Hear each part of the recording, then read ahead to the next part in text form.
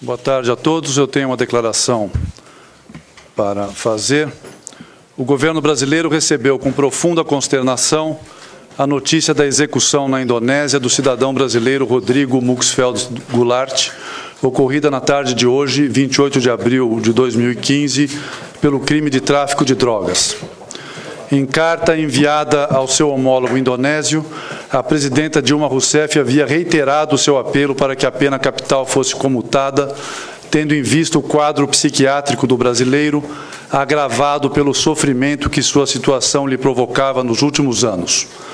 Lamentavelmente, as autoridades indonésias não foram sensíveis a esse apelo de caráter essencialmente humanitário. Ao longo dos 10 anos em que Rodrigo Muxfeld Goulart esteve preso na Indonésia, o governo brasileiro prestou-lhe a devida assistência consular e acompanhou sistematicamente sua situação jurídica na busca de alternativas legais à pena de morte, observando rigorosamente o que a Constituição e as leis daquele país prescrevem sobre essa matéria. A execução de um segundo cidadão brasileiro na Indonésia, após o fuzilamento de Marcos Archer Cardoso Moreira em 18 de janeiro deste ano, constitui fato grave no âmbito das relações entre os dois países e fortalece a disposição brasileira de levar adiante, nos organismos internacionais de direitos humanos, os esforços pela abolição da pena capital. O governo brasileiro transmite sua solidariedade e seu mais profundo pesar à família de Rodrigo Muxfeld Goulart. Obrigado. Agora, se quiserem algumas perguntas, eu posso tentar respondê-las juntamente com o embaixador Carlos Alberto Simas Magalhães, que é o subsecretário-geral das comunidades brasileiras no exterior. Embaixador, como que fica... boa tarde. Primeiro, Tiago Nolasco, do SBT. Como que fica a relação do Brasil com o governo da Indonésia após essa segunda execução? Como diz a nota do governo brasileiro, que vai ser distribuída, enfim, em alguns minutos, nós achamos que essa segunda execução constitui novamente um fato grave no âmbito das relações entre os dois países. São relações que ambos os governos haviam qualificado de estratégicas alguns anos atrás. São relações importantes. Nós temos um comércio bilateral de cerca de 5 bilhões de dólares, mais ou menos, com um superávit para o Brasil, mas, obviamente, o fato de que tantos apelos presidenciais e outras gestões do governo brasileiro tenham permanecido sem uma resposta satisfatória para nós da parte do governo da Indonésia é algo que deve ser avaliado. Nós estamos justamente procedendo a essa avaliação sobre qual será a atitude a adotar em relação a esse país a partir de agora. Um país, como eu disse, que é um importante parceiro do Brasil na Ásia, um parceiro que é qualificado de estratégico pelos dois, enfim, que nós consideramos estratégico e que, portanto, tem uma grande importância para nós.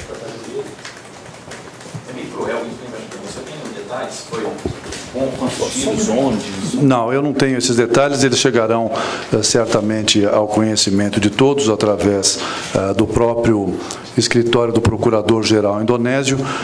Nós tivemos a indicação imediatamente após terem sido ouvidos os disparos. Nós, como sabem, temos lá o nosso encarregado de negócios em Jacarta, está presente no local desde o sábado último, prestando assistência à familiar do Rodrigo Goulart, que lá se encontra, e nós, portanto, tivemos um acompanhamento detalhado de toda a evolução da questão nesses últimos dias, mas eu não tenho detalhes especificamente sobre o procedimento em si mesmo. O horário foi 2h35, foi o horário que nos foi comunicado. O horário daqui de Brasília, que era 00h35 na Indonésia. 00h35 do dia 29. Ministro, boa tarde. Raquel Porto Alegre, da Globo News. Por meio de... o apelo da presidente Dilma foi feito por meio de carta, telefonema, e quando foi feito esse último apelo da presidente? Quantos também apelos, desculpe? Sim, desde o início desses dois casos, os presidentes brasileiros enviaram, no total, 7 cartas ao seu homólogo indonésio. A última carta da presidenta Dilma foi enviada no dia 9 de fevereiro.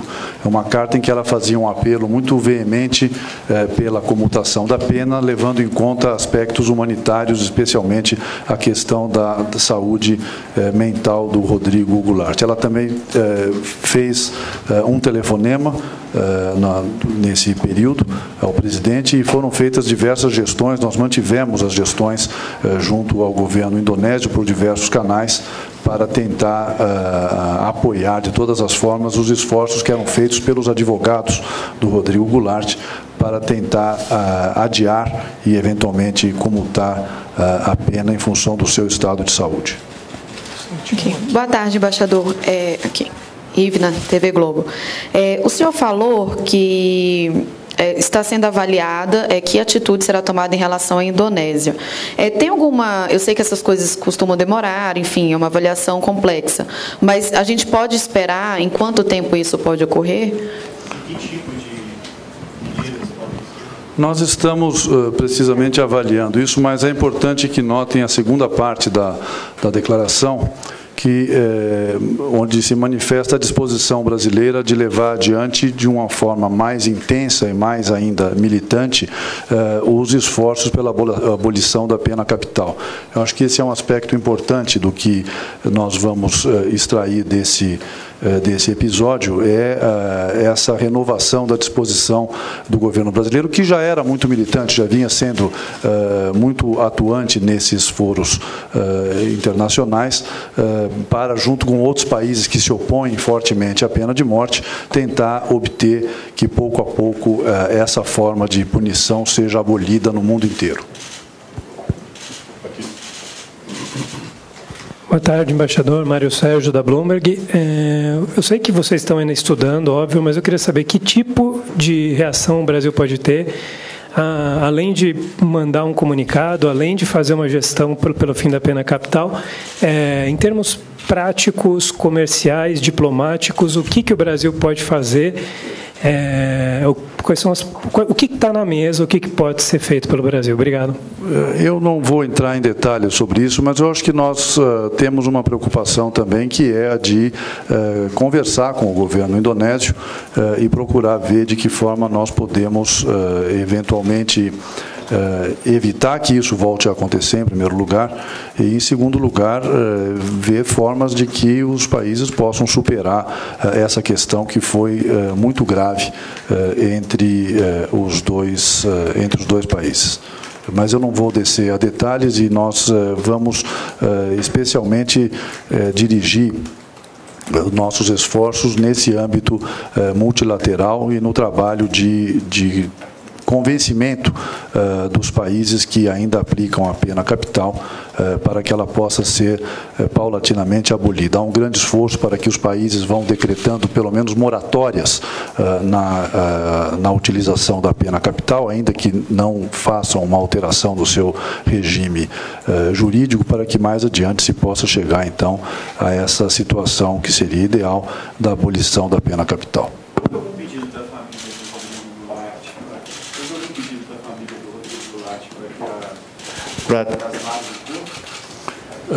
Não, eu não tenho esses detalhes ainda, porque eu não sei se o embaixador Simas tem algum detalhe sobre a questão do destino, enfim, da forma como seria feito o tratamento após a morte.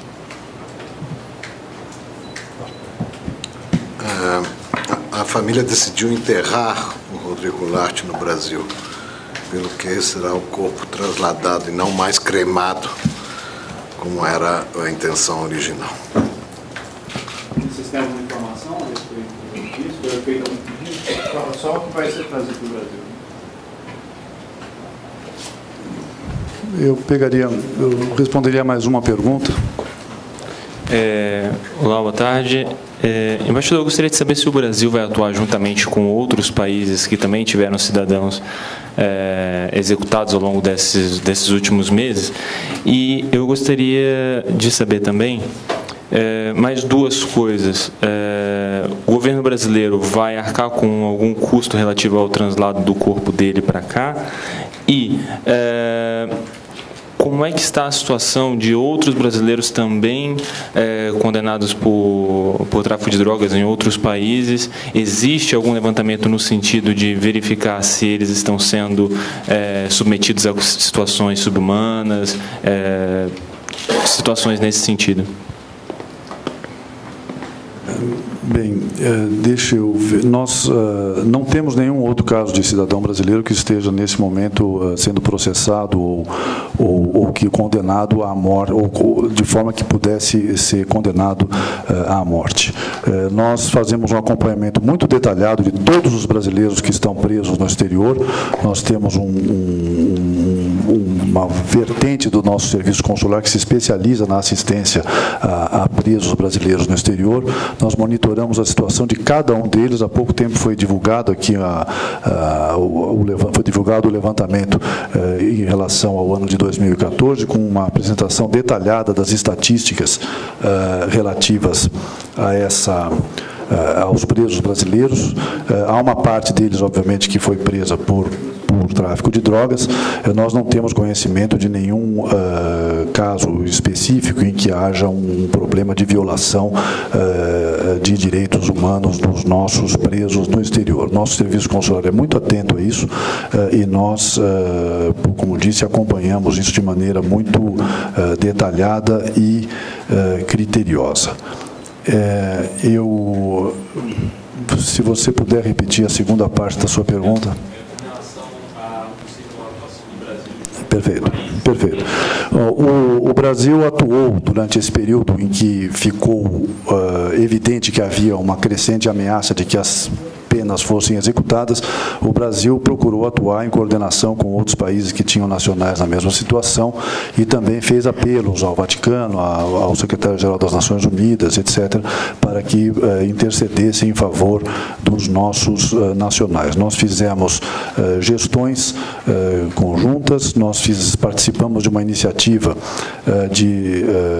originada pela Austrália para tentar oferecer ao governo da Indonésia uma cooperação internacional que nós acreditamos que seria muito mais efetiva no combate ao consumo e ao tráfico de drogas do que simplesmente a execução pura e simples de condenados, e nós atuamos aqui em Brasília e em Jacarta junto com outros países. A questão um pouco que vale a pena só mencionar é que, evidentemente, os casos individualmente são um pouco diferentes, estavam em etapas diferentes e, portanto, isso era um elemento que trazia alguma complexidade ao trabalho de coordenação com esses outros países. Eu acho que mais uma pergunta só, porque realmente eu tenho a agenda um pouco... Oi. Damian Broklavski, da France Press. Eu queria saber qual é a situação atual dos embaixadores de ambos países e qual é a decisão de Brasil se vai nominar um embaixador para a Indonésia.